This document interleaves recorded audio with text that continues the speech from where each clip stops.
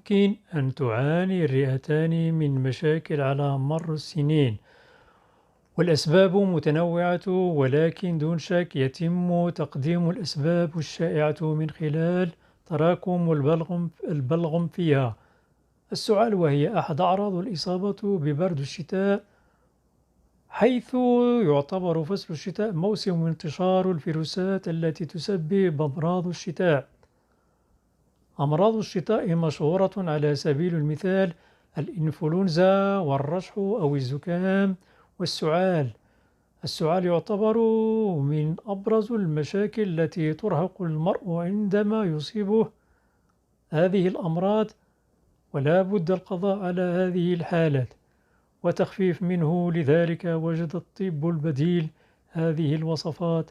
تتكون هذه الوصفة من الجزر والليمون والعسل لمحاربة أي مرض رئوي في وقت قصير، ولها العديد من الخصائص العلاجية بما في ذلك تلك الأزمة لتطهير الرئتين بالكامل والحفاظ عليها بصحة جيدة.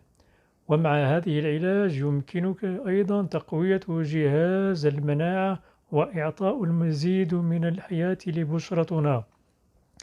كل ما عليك فعله هو إتباع هذه الوصفات خطوة بخطوة وتنفيذها في أسرع وقت ممكن. المكونات من الجزر والليمون والعسل. الليمون يحتوي على مضادات الأكسدة، وهو مضاد للالتهابات ومطهر. يحتوي على فيتامينات A G، معادن مثل الحديد والكالسيوم والفوسفور، وتجدر الإشارة إلى أن هذه المكونات تجعل جهاز المناعة أقوى في أسرع وقت ممكن، مما يمنح الجسم مزيدا من الأمان للبقاء بصحة جيدة.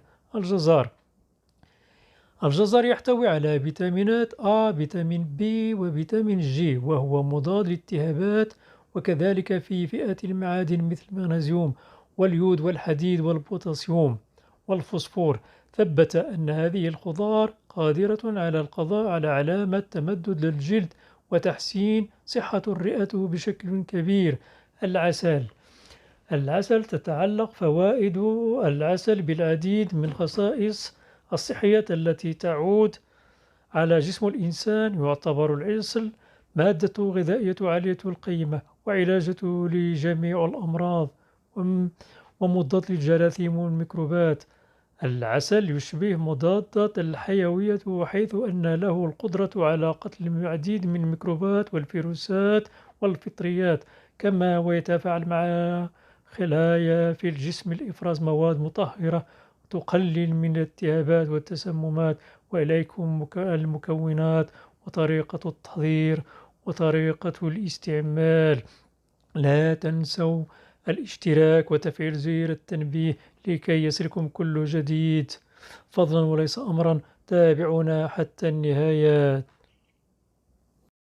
طريقة التحضير: نحتاج 5 من الجزر ونغسله وننظفه جيدا، وبعد إلى طهي جيدا، ومن بعد طهي اتركه حتى يبرد، ونضيف إليه عصير ليمونة واحدة، ثم نضيف إليه 5 ملاعق من العسل الحار، ونخلط جميع المكونات مع بعضها خلطا جيدا، ونسكبه في وعاء زجاجي ونحافظ عليه في الثلاجة. طريقة الاستعمال: يمكنك تناوله كل يوم لمدة 2 شهر، وستكون هذه الفترة كافية لتنظيف الرئتين. وتجنب أي بؤرة العدوى. والآن هو أن تأكل ملعقة كبيرة على معدة فارغة قبل كل الواجبات خلال النهار وقبل النوم. تحذير: لا ينصح به إذا كنت تعاني من مرض السكري أو إذا تناول أدوية مضرة للبول، لأنه يمكن أن تعزز تأثيره. لا تنسوا الاشتراك وتفعيل زر التنبيه لكي يصلكم كل جديد، فضلا وليس أمرا.